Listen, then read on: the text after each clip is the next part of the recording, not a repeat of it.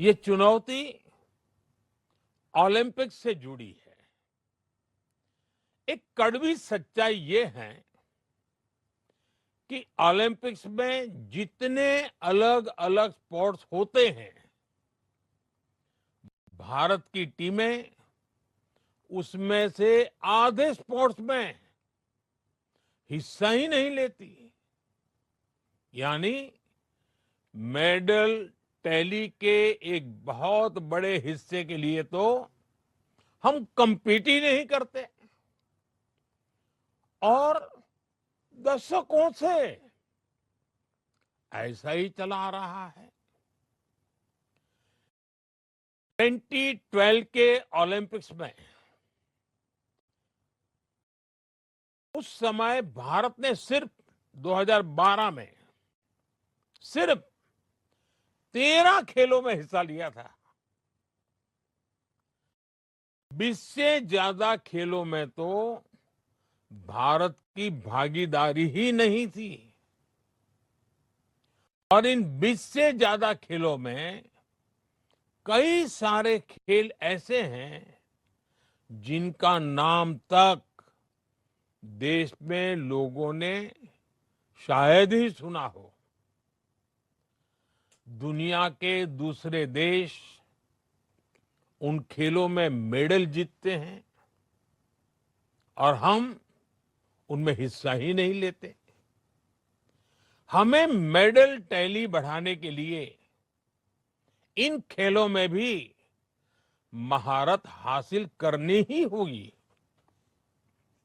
अब जैसे सर्फिंग और स्पोर्ट्स क्लाइंबिंग, हमारे पास इतनी बड़ी कोस्टलाइन है, इतना बड़ा पहाड़ी क्षेत्र है, जहां इस प्रकार के स्पोर्ट्स के लिए एक स्वाभाविक रुचि हो सकती है। हमारे पास वाटर स्पोर्ट्स से लेकर विंटर स्पोर्ट्स तक के लिए डेमोग्राफी भी है और जियोग्राफी भी है। लेकिन फिर भी हम ऐसे खेलों में दुनिया में कहीं दिखते ही नहीं हैं। इसलिए हमें अलग अलग जिलों में ऐसी संभावनाओं को तलाशना होगा जहां किसी एक खास स्पोर्ट्स का इकोसिस्टम विकसित हो सके। और इसमें आज के इस कार्यक्रम की बहुत बड़ी भूमिका है। साथियों, जब हम 2036 ओलंपिक्स की तैयारी की बात करते हैं तो हमारा फोकस ये होना चाहिए कि हमें आज से ही वो खिलाड़ी तैयार करने हैं जो 2036 में अलग अलग स्पोर्ट्स के लिए क्वालिफाई और compete करेंगे। और इसलिए लाल किले से मैंने 5 साल की उम्र से 15 साल की उम्र के खिलाड़ियों की पहचान करने के लिए एक बड़े टैलेंट हंट अभियान का ऐलान किया है। और इसमें भी हमें केवल ये नहीं देखना है कि किस बच्चे की किस खेल में रुचि है, बल्कि ये भी देखना है कि कौन सा बच्चा किस खेल के लिए फिट है।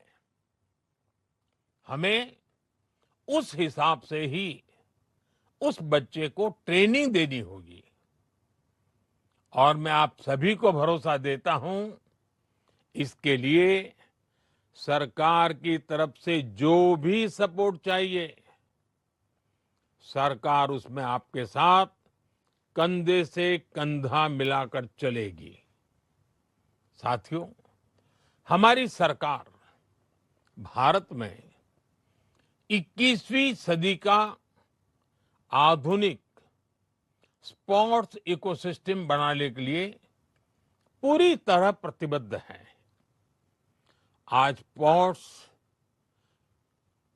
स्पोर्ट्स यूनिवर्सिटी से लेकर आधुनिक ट्रेनिंग सेंटर्स तक देश में एक ऐसी व्यवस्था बनाई जा रही है जिसमें प्रतिभा को पहचानने से लेकर उसे दुनिया के मंच तक पहुंचाने तक हर स्तर पर सहयोग मिले। हम दुनिया के दूसरे देशों के साथ भी स्पोर्ट्स साइंस, ट्रेनिंग, कोचिंग और अनुभव साझा करने के लिए सहयोग बढ़ा रहे हैं। साथियों, स्पोर्ट्स को लेकर सरकार कितनी गंभीर है, ये आयोजन भी इसका उदाहरण है। खेलो इंडिया संवाद सिर्फ खेल की बात करने का कार्यक्रम नहीं है, एक ऐसे संवाद का मंच है जिसका एक एक विचार देश के स्पोर्ट्स विजन को एक नई दिशा दे सकता है। और इसके साथ जो युवा संवाद हो रहा है, वो कार्यक्रम आपके आइडियाज और एस्पिरेशंस को देश के सपनों से जोड़ने का बहुत बड़ा माध्यम है। इस कार्यक्रम में sports ecosystem, talent development, governance और विकसित भारत को लेकर युवा क्या सोचते हैं, उनके सुझाव क्या है, इन बातों को सुना जाएगा और पॉलिसी प्रोसेस में शामिल किया जाएगा। इसलिए आप सबसे कहूंगा कि जितना ज्यादा से ज्यादा हो सके इस मंच का सार्थक उपयोग कीजिए, नए आइडियाज आने दीजिए। युवा शक्ति के ये नए आइडियाज ही विकसित भारत की सिद्धि की ताकत बनेंगे। साथियों, हम अक्सर सुनते हैं एक स्वस्थ समाज के लिए, एक अच्छी पारिवारिक व्यवस्था के लिए, एक बेहतर कार्य संस्कृति के लिए स्पोर्ट्स पर्सन स्पिरिट बहुत जरूरी होती है। और ये स्पोर्ट्स पर्सन स्पिरिट खेल के मैदान में गए बिना सीखनी बहुत मुश्किल होती है।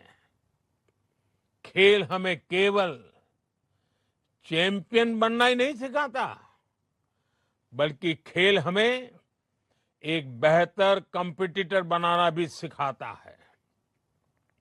उठना, गिरना, गिरकर फिर से उठना, स्पोर्ट्स ये जज्बा हमारे भीतर लाता है।